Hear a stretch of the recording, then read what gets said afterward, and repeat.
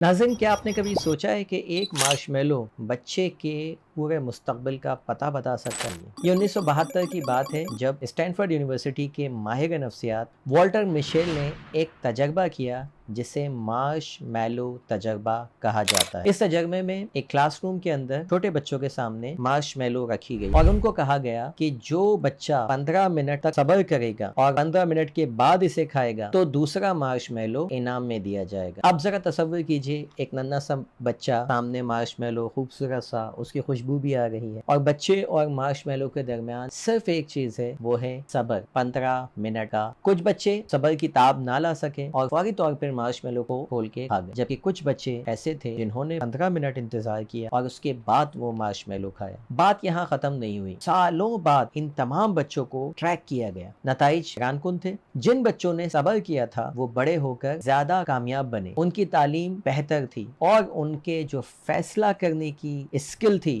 वो भी उनमें ज्यादा बेहतर पाई गई। उनका ज़हनी दबाव से निमटने का अंदाज दूसरे बच्चों से ज्यादा मुस्बत पाया गया। ये तजर्बा हमें बताता है कि सेल्फ कंट्रोल यानी खुद पर काबू रखना और डिलेड ग्रेटिफिकेशन, अपनी ख्वाहिशात को रोके रखने की सलाहियत इंसान की जिंदगी में कामयाबी की बुनियाद है।